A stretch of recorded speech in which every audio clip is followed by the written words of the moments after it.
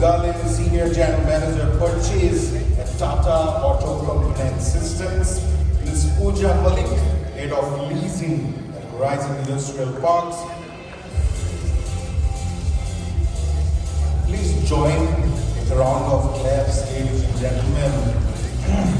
Mr. Manu Rajpalla, Director and Global Head of Contract Logistics and Supply Chain at French Systems India and President of the Warehousing Association of India. Mr. Rajesh Chaudhary, Section Head Purchase, American Axle and Manufacturing.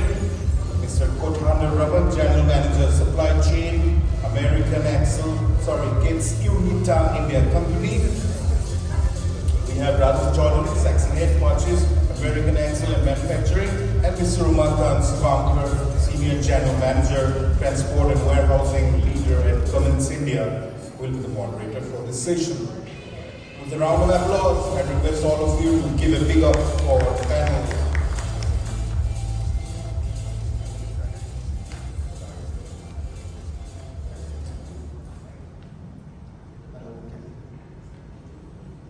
Am I audible?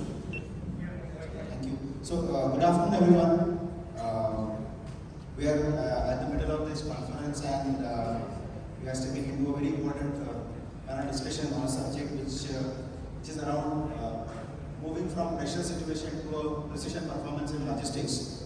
And how do we do that? By building some collaboration across the logistics ecosystem. And I have some esteemed leaders, representatives from the multiple segments of the supply chain, right from the auto component sourcing leaders, warehousing president, warehousing association president, and we have Mr. Byrne coming from the technology piece. So it's a fairly diverse the panel we have, and I would begin by setting the context. Rather, I would say begin by re-emphasizing the context about the logistics. I mean, we all would have heard or read this book called Art of War. It's written by Sun Tzu, and there's a beautiful line in this book which says the difference between order and disorder lies in the logistics.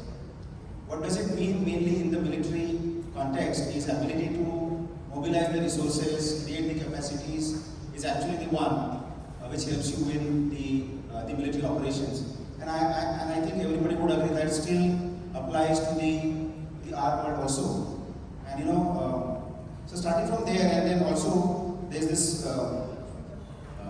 quote, I don't remember it from whom, but typically in social media it comes from, said by Jeff Bezos, which says, companies doesn't compete, it's the supply chain does.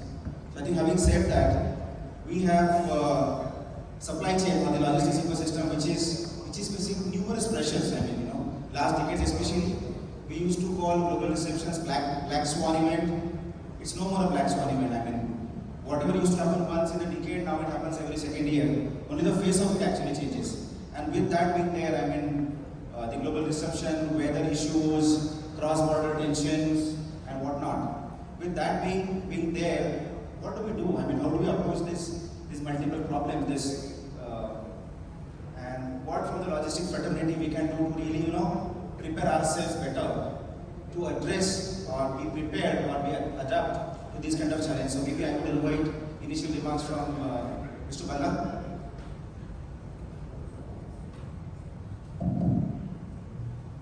Thanks, Srikanth. Hello everybody, good afternoon. I guess we have all George now, we have some snacks inside us. So just quickly get into this very interesting topic of geopolitical risks, disruptions. Some are internal, some are beyond our control, etc. So from a supply chain perspective, I think a lot has been spoken earlier, but I'm going to just give you a few of my thoughts. Of course, develop contingency plans, multiple supply chain scenarios using digital twins. We talked about technology earlier. So now I think a lot of companies, the mature companies, are now putting in digital twins and doing the different scenario mapping, and then of course developing multiple suppliers. And of course, in addition to that, it used to be earlier outshoring, and now it's all nearshoring. And from India perspective, the Indian government is doing a lot to do impetus, bring impetus to manufacturing within India. So that is something which, as we go forward, we'll see a lot more of. As part of the Warehousing Association, we work very closely with the government in terms of policy, ease of doing business, and so on. I'm glad to see that this is a very receptive government. We have taken a lot of feedback from industry, made a lot of changes in policy, and of course, national logistics policy was one of it. And then lowering costs and increasing efficiency through infrastructure and digitalization is very high on the agenda. So those of you who are not engaged, do engage with people like us and Y and other associations, government is very receptive. If you have use cases, do look at it, right? So they are also trying to shield the Indian economy from global disruptions. Apart from that, just in time, we all know about, and of course after COVID we learned a new word which is just in case. So there was, people were, after GST they were doing a lot of warehouse consolidations, and we wanted to bring in scale, but now we also have to do the PCP planning and look at being closer to your markets, at least your critical markets. So a lot of the consolidation has now resulted in deconsolidation closer to markets. So apart from that, now we have dynamic routing options. Sometimes disruptions are within in India also, certain states, because now there's cross-border across India itself, and sometimes goods are traveling 3-4 states at a time for one particular route. So dynamic planning of routes is also something that's happening. Many companies are doing that. Logistics companies are partnering with their customers in helping optimize the network, building in BCP and contingency planning around that. So just these are a few points from my side. I'm sure some of the others can add. Yeah, thank you. And maybe I would like to briefly hear from our panelists about their feedback about the government participation. We have this National Logistics Policy 22, and if we really go through that, it actually looks like a strategy document of a logistics company or a manufacturing company. I mean, clear benchmarks of the cost, why it needs to be improved, by when, what are the objectives, how it's to be done. I mean, the entire plan is there. So that, dedicated freight corridors, I mean, how you see governments, is it too late to start, or do you think this is fine and it's really going to help us build that logistics flexibility and capability? It's an open question. I mean, anyone can just pitch in and take this up. I can take that. At least, like I said, there's a lot of change, let's say, 5 years ago to now. And one of the outcomes of COVID was that, governments, not only in India, overseas also realized the importance of logistics supply chain. And earlier, it used to be a back-end service 1 to 2, but now we are the front-end. CEOs, organizations, state governments are all engaged. As you know, as why again we've been participating with the LEAPS survey which the government has started, which is a logistics piece of doing business across states. And so now each state is now competing with the other in terms of logistics efficiency, infrastructure, ease of doing business, and so on. So they made a competitive environment for sure. Thank you.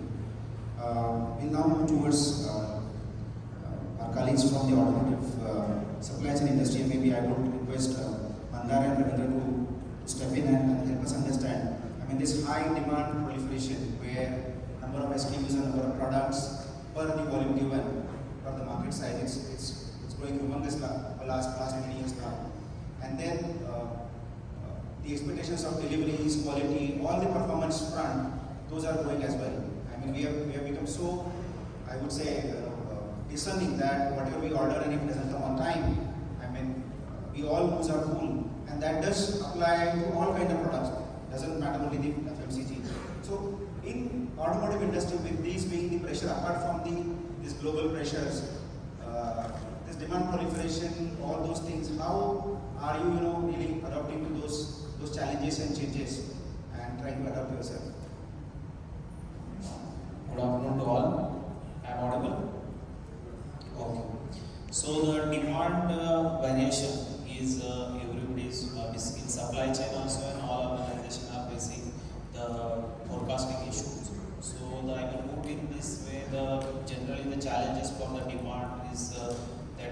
product mix, and then lead time for the production, then second the inventory levels. These are the basic challenges daily we are facing for the demand management. And then how the strategically we address for that. So for demand accuracy, the accuracy will come with the collaborative work with the supplier and the customer. So that is the first approach that we can adopt in all organizations, that strategically or collaborative on time working with the customers. And then second, that we can manage the inventory level by the economic order quantity or the minimum days inventory or reorder level for all this the different references or the product mix. That way we can order. Then third thing is that supply the visibility or agility. That is the whatever the material in the warehouse, that should be digitalized through the different new techniques which are with the help of AI and IoT. So that's why the on time the inventory data is available for any organization with the which we can transparently share with the customers also and in-house also. So that based on this all inputs of data, then we can take the decision for the production planning, or we can maintain whatever the fluctuation is going on in the demand, that we can address this way. So the production planning, earlier that traditional planning is that we can do the one standard planning and then we are calling for the full peak. But now the situation is changing, hourly the demand and the things are moving that way. But simultaneously we have the available the data through the digitalization. So we are so flexible in our production planning, and simultaneously we have to ready our all equipments or machines through the TPM. So these are the basic strategies which can adopt in to address this issue of the demand fluctuation for the all customers or to share with the suppliers also. So I think Rajesh. Maybe I would like to hear Ravindra from you. I mean, those who have done the MBAs or read the books in supply chain, there is this classical area of supply chain strategy. It says there are two options. Either it's efficient, which is an economical, or flexible, which is like high responsive, ability to really turn around the products, and where cost is not a problem. But as we see now, I mean, customers want cars or of any color, as it more and more possible. That's how clearly are order qualified. There are different types of transmissions, manual, automatic, and then there is something in between also. There are engine multiple configuration, NA, turbo, 1.5 liter, 1 liter, 2 liter, and then there are a lot of these dynamics. I mean, how do we really cope up with this, Ravindra? First of all, very happy afternoon to everybody. See, since morning what we are talking is customer-supply relationship. Moreover, just now, Umakant, what you are also sharing, customer is demanding different type of car. Moreover, design your own car. In the morning, somebody said purple steering and all that is possible. So, in my opinion, everyone sitting in this hall right now is in one form or the other is a customer and also a supplier. Finally, we are putting the demand on our suppliers, maybe the OEMs or whoever it is. For that matter, as Mandar said, demands are fluctuating. Finally, we are putting the demand. And if those demands are not met by our supplier, then he is totally out of the market. So to stay in the market, I have to change myself. Otherwise, I will move out.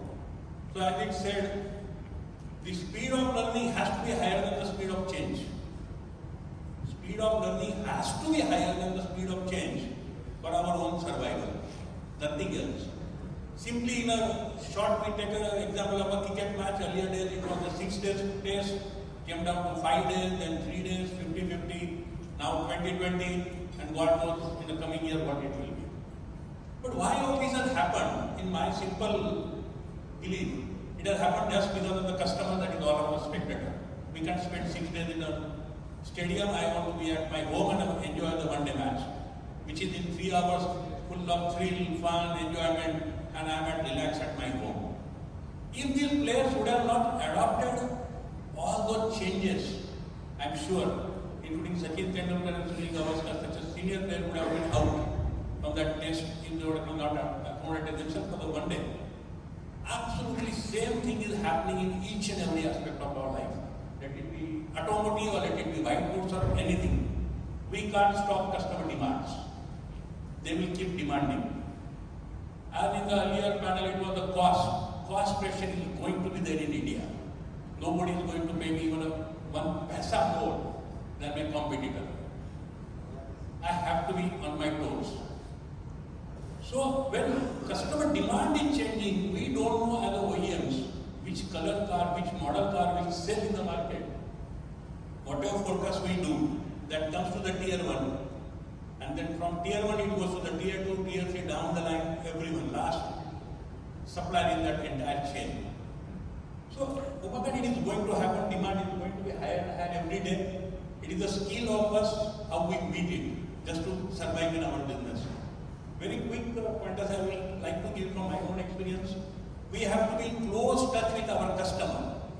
Supply needs to be in close touch with the customer, what is happening at his end, which direction he is moving, what development he is going to do in near future, how I need to tighten my belt, how I need to upgrade my technology, my skills of the manpower. And when I say manpower, it is not only the shop floor, but direct, indirect, right from security to the design.